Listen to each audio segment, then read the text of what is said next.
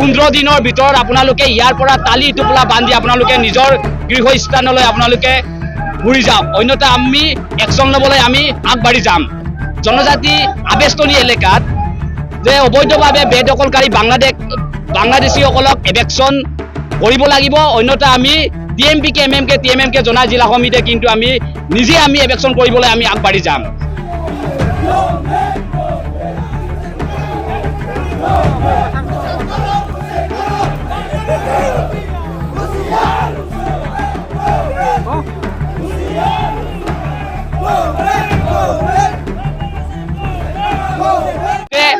পোন্ধৰ দিনৰ ভিতৰত আপোনালোকে ইয়াৰ পৰা টালি টোপোলা বান্ধি আপোনালোকে নিজৰ গৃহস্থানলৈ আপোনালোকে ঘূৰি যাওক, অন্যথা আমি একশ্যন ল'বলৈ আমি আগবাঢ়ি যাম। আৰু প্ৰশাসনক আমি অনুৰোধ কৰিব বিচাৰিছোঁ, দাবী জনাব বিচাৰিছোঁ, প্ৰশাসনে 15 দিনৰ ভিতৰত জোনাই মুৰকং চেলেক জোনাই বেল ব্লকত জনজাতি আবেষ্টনী এলেকাত যে অবৈধভাৱে বেদখলকাৰী বাংলাদেশীসকলক এভেকশ্যন কৰিব লাগিব, অন্যথা আমি TMPK MMK জনাই জিলা সমিতিয়ে কিন্তু আমি নিজে এভেকশ্যন কৰিবলৈ আমি আগবাঢ়ি যাম।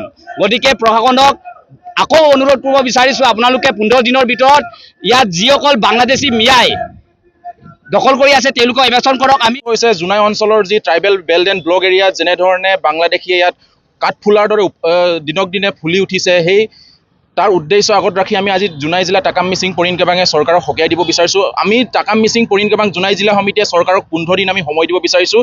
এই 15 দিনত যদি তেওঁলোকে এই বাংলাদেশীসকলক যদি উচ্ছেদ নকৰে বা বাংলাদেশীসকলে যদি এই 15 দিনৰ ভিতৰত তেওঁলোকে টালি টোপোলা বান্ধি নিজৰ স্বগৃহলৈ যদি ঢাপলি নেযায়, তেতিয়াহ'লে কিন্তু আমি টাকাম মিচিং পৰিণ কেবাং জোনাই জিলা সমিতি আমি নিজাববীয়াকৈ আমি একশ্যন ল'বলৈ বাধ্য হ'ম। আৰু দ্বিতীয়টো কথাটো হৈছে যি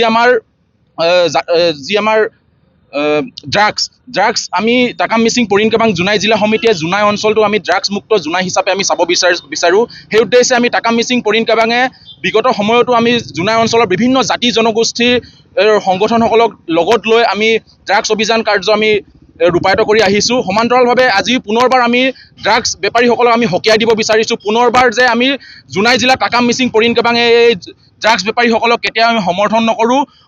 আপোনালোকে খুব কম সময়ৰ ভিতৰত আপোনালোকে নিজে এই ড্ৰাগছ বেপাৰৰ পৰা আঁতৰি থাকক, নহ'লে আমি টাকাম মিচিং পৰিণ কেবাং জোনাই জিলা সমিতিয়ে আমি কিন্তু নিজাববীয়াকৈ একশ্যন ল'বলৈ বাধ্য হ'ম।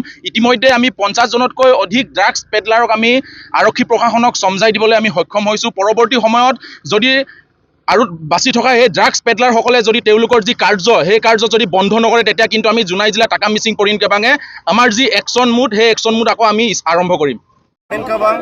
টাকাম মিচিং মিমা কাবাং তিনিটা যৌথ উদ্যোগত আজি জোনাই জিলা কমিটিয়ে আজি আমি জোৰ সমদল ইয়াত অনুষ্ঠিত কৰিছোঁ। ইয়াতে আমি 15খন আঞ্চলিকৰ পৰা ইয়াত প্ৰতিনিধিত্ব আমাৰ 700ৰো অধিক ইয়াত উপস্থিত হৈছে।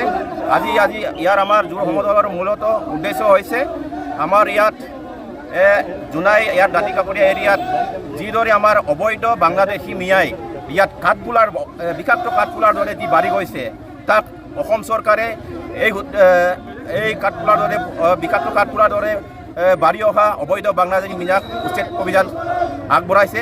আৰু এই কাৰ্যসূচীক আমি টাকাম মিচিং পৰিণ কেবাঙে পূৰ্ণ সহযোগিতা আগবঢ়াইছোঁ। লগতে দ্বিতীয়তে আমি বৰ্তমান এই সমাজত ড্ৰাগছ বাং মাদক দ্ৰব্য ফলত সামাজিক ব্যাঘাত সৃষ্টি হোৱা আমাৰ ব্যাধি সৃষ্টি হোৱা পৰিলক্ষিত হৈছে। তাকে আমি সজাগতামূলক হিচাপে আজি জোৰ সমদল ইয়াত অনুষ্ঠিত কৰা হৈছে।